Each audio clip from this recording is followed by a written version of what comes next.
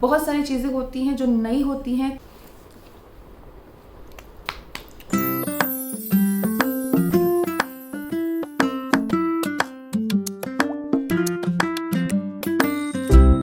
आर्यन लग रही एकदम।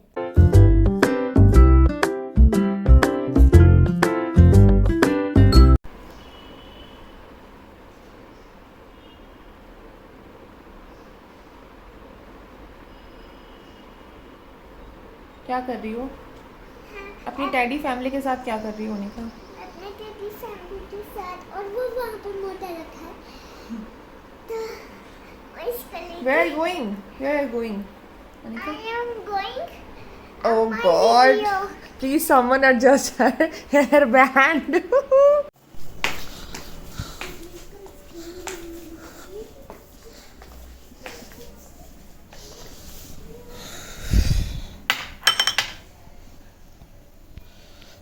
अभी हम लेके बैठे हैं ग्रीन एप्पल एंड ग्रेप्स, जो हम अभी खाने वाले हैं। शाम होने को है और 5 o'clock हो रहे हैं इधर। अभी मैं और अनिका ये खाएंगे, और अनिका इसमें बहुत बदमाशी कर रही है। सब दुपट्टा वगैरह उसने फैला के रखा है यहाँ पे। ये देखो अनिका आ गई। I was shooting my video a try on, and मेरा छोटा छोटा बेबी आ गया अपनी मम्मा के पास। घर से पेश करा मार पापा के दरवाजे बंद करके। मम्मी की गोदी में मेरा चश्मा रखा था। मैं लगा रही हूँ।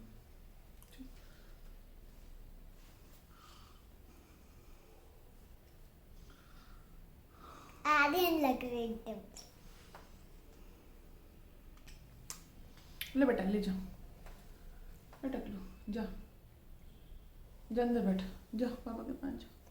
मम्मी के साथ फोटो शूट करेगा। अच्छा आजा, अरे आजा। देखो क्या बोलना चाहते हो? मैं छोटू के बारे में बात कर रहा हूँ। अच्छा ठीक है, करो। क्या बात करोगे छोटू के? छोटू मम्मा के टाइम में मम्मा छोटू के टाइम पे साड़ी पहन लेनी है अगली बार तो। पेट और फिर मम्मा के पेट में बोलते बोलते दर्द होने लगता है ना। और लाइलाइशो लगाई है बात पे। और मम्मा ने क्या लगाया? आई शेडो लगाया, और क्या लगाया है? आज मम्मा कैसी लग रही बताओ? लिपस्टिक। आज मम्मा कैसी लग रही बताओ? अच्छी लग रही है। अनिका कितना मीठा अच्छी लगती थी मम्मा। और अनिका को अपनी मम्मा जैसा बनना है। क्या बनना है? यूट्यूबर। यस।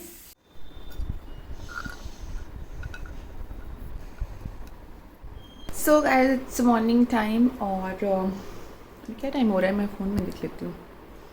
या it's 10 o'clock in the morning. तो मैं अभी ये बादाम और अखरोट खा रही हूँ जो मैंने सोक करके रखे थे। ऐसे मुझे अखरोट का टेस्ट बिल्कुल पसंद नहीं है, पर सोक करने के बाद में थोड़ा सा जो कड़वापन होता है ना वो कम हो जाता है। तो मैं एक आलमंड खाती हूँ, फिर एक वॉलनट खाती हूँ, फिर आलमंड खाती हूँ, फिर वॉलनट खाती हूँ। तो इस तरीके से खाती हूँ। तो मुझे जो आलमंड का जो टेस्ट है उससे क्या होता है कि वॉलनट का टेस्ट जो होता है थोड़ा सा रिड्यूस हो जाता है, कड़वापन थोड़ा कम लगता है।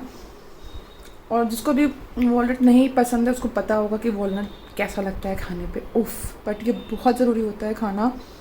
तो मेक श्योर कि आप रोज़ वॉलनट खा रहे हो, आलमंड खा रहे हो।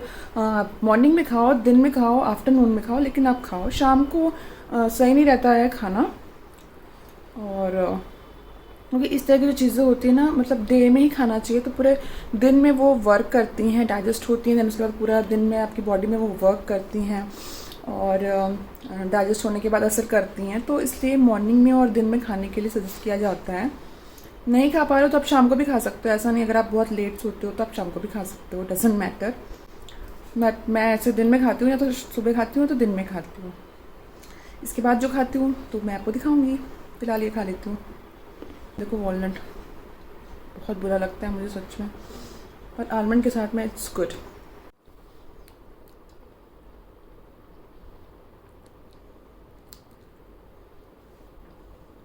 तो वैसे तो आज है महाशिवरात्रि और यूजुअली लोग फास्ट रहते, पर मेरा फास्ट नहीं है क्योंकि आप जानते हैं कि क्या कंडीशन है मेरी। सो अभी मैं खा पी के रेडी हो रही हूँ। एक तो मेरे डोले शोले बन गए हैं।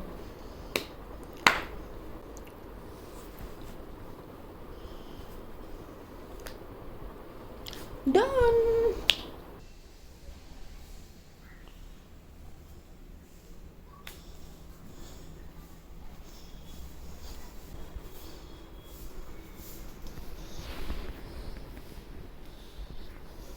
मैं पीछे पीछे क्यों आ गई?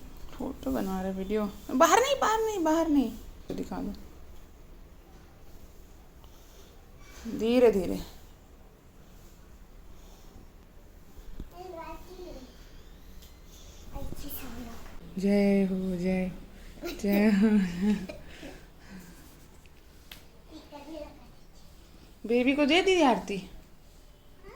मैं ले ली, चलो अच्छा ठीक है, रख दो रख दो। बेबी को वो अच्छे सामने मैं उसको दे देती हूँ। कितने प्यारे हो। चलो चलो, रखा रखा, जलना नहीं भाई, जलना नहीं। अन्य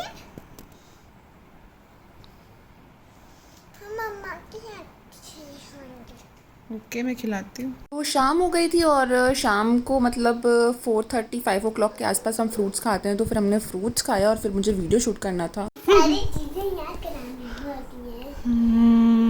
तो इस बारे में प्रेगनेंसी के बाद आज हम खेलेंगे। आज जरूरी वीडियो है जो जरूरी है क्या? प्रेगनेंसी का वीडियो। अभी अभी मैंने एक शूट फिनिश किया है, साड़ीज़ का था ये वीडियो जो मैंने फिनिश किया है। तो मैंने सोचा चलो ठीक है, अब रेडी होके बैठी हूँ तो बात कर लेते हैं भाई। इसके बाद कपड़े वपड़े चेंज करूँगी, बहुत टाइम हो जाएगा और बहुत लेट भी हो जाएगा और टॉपिक बहुत इंपॉर्टेंट है। अभी मेरा 6 मंथ चल रहा है, यानी 23rd वीक चल रहा है और प्रेगनेंसी का। अभी काफ़ी सारी चीज़ें मेरी ठीक हो गई है पहले से, और बहुत मूड स्विंग्स हो रहे थे, तो अभी मैं बहुत कंट्रोल करती हूँ कि मेरा ज़्यादा मूड स्विंग नहीं हो और मैं खुश रहूँ, हैप्पी रहूँ ना। प्रेगनेंसी ना एक पूरा पीरियड होता है, ऐसा नहीं कि 1-2 दिन होता है, 9 महीने बहुत होते हैं। और हर एक माँ के लिए, एक पेरेंट्स के लिए, एक हस्बैंड वाइफ के लिए जो ये प्रेगनेंसी का दौर होता है, ये टाइम होता है, ये बहुत ज़रूरी होता है। और बहुत सारी चीज़ें होती हैं जो नई होती हैं बहुत सारे कपल्स के लिए, पहली बार तो ऑब्वियसली सबके लिए नई होती है, और उनसे डील करना लोगों को पता भी नहीं होता है कि कैसे करना है, क्या करें। बहुत कन्फ्यूजन के साथ में वो अपना ये प्रेगनेंसी की जो जर्नी है उसे स्टार्ट करते हैं। अब क्या होता है कि प्रेगनेंसी में सोसाइटी का जो प्रेशर होता है ये बहुत ज़्यादा बढ़ जाता है, स्पेशली हमारी जो इंडियन कम्युनिटी है, इंडियन सोसाइटी है, इसमें कुछ ज़्यादा ही रहता है ये। और हमारी तरफ तो बहुत ज़्यादा है, लाइक यूपी एमपी और इस साइड में तो बहुत ही ज़्यादा प्रेशर रहता है कि जैसे ही रिश्ता जुड़ा, लड़का लड़की का शादी तय हुई, बस बच्चे के सपने बुनने लग जाते हैं घर वाले। और लगातार दूसरे तीसरे दिन से शादी हुई नहीं कि दूसरे तीसरे दिन से बच्चा कब होगा, प्लान कर लो, अब गुड न्यूज़ कब दे रहे हो, खुशखबरी कब दे रहे हो, दादी कब बना रहे हो, दादा कब बना रहे हो। इस तरीके से जो क्वेश्चंस होते हैं ना, ये बातें होती है, लोग बोलना शुरू कर देते हैं। बट कभी ये सोचा है कि जो लड़की अभी 2 दिन हुआ नहीं शादी होके घर आई है, ये बच्चा जो अभी खुद ही बच्ची थी, और उससे बच्चे के ख्याल से क्या फील होता होगा, क्या सोच आती होगी उसके दिमाग में कि अभी मेरी जो शादी की जो जर्नी है वो ही नहीं शुरू हुई है, अभी ये जो नया सफ़र है ये नहीं शुरू हुआ है। अपने पार्टनर को हम नहीं जान पाए, हमारा पार्टनर हमें अच्छे से जान नहीं पाया है। तो जब हम एक दूसरे को नहीं जान पाए हैं तो हम एक नई लाइफ को कैसे इस दुनिया में ला सकते हैं। ये डिसीज़न तो हमारा होना चाहिए ना, मतलब कपल्स का होना चाहिए, जो बाद में मम्मी पापा बनने वाले हैं उनका डिसीज़न होना चाहिए। उनको ये तय करना चाहिए कि हाँ वो मम्मी पापा बनना चाहते हैं अभी या नहीं। शादी के बाद वो कितना गैप लेना चाहते हैं, 1 ईयर का, 2 ईयर का, या फिर 3 ईयर का, या फिर वो काम करना चाहते हैं, वो अपने जॉब पे फोकस करना चाहते हैं। ये तो डिपेंड करता है ना कपल्स के ऊपर। इसमें सोसाइटी को, घर वालों को प्रेशराइज नहीं करना चाहिए, स्पेशली कपल्स को। अब कुछ केसेस में तो ये प्रेशर पहले से ही शुरू हो जाता है। जैसे कि मैं अपनी बात बताऊँ तो मेरी एंगेजमेंट हुई नहीं कि घर में ये बातें शुरू हो गई थी, मजाक में ही सही, लेकिन बात बहुत बड़ी होती है। मजाक में लोग बोल जाते हैं लेकिन दिल में, दिमाग में ये बात रह जाती है। अब जल्दी से एक छोटा बेबी ले आओ, एक छोटा सफल ले आओ, और कब आएगा बेबी, छोटा बेबी कब आएगा, छोटा सफल कब आएगा। छोटा सफल ही क्यों आएगा, छोटी आबा क्यों नहीं आ सकती है। तो शादी हुई नहीं कि शादी के पहले से ये बातें सुनने को मिलने लग गई। खैर शादी के बाद तो ये सब बातें ख़त्म हो गई थी, कोई पूछता भी नहीं था, मुझे नहीं पूछता था तो बच्चे को क्यों पूछेंगे। तो ये सारी चीज़ें ख़त्म हुई। लेकिन उसके बाद बाहर वालों को इतना प्रेशर आने लग गया, रिलेटिव्स को इतना प्रेशर आने लग गया कि घर में कुछ अच्छा नहीं चल रहा है, तुम दोनों लोगों के बीच में कुछ अच्छा नहीं चल रहा है, एक बच्चा ले आओ, बच्चा आएगा सब कुछ चेंज हो जाएगा, बच्चा आएगा तो लाइफ बदल जाएगी, बच्चा आएगा तो लाइफ में प्यार आ जाएगा, हस्बैंड वाइफ के बीच में प्यार आ जाएगा और एक दूसरे से कनेक्ट भी हो जाओगे, बॉन्डिंग भी स्ट्रांग हो जाएगी।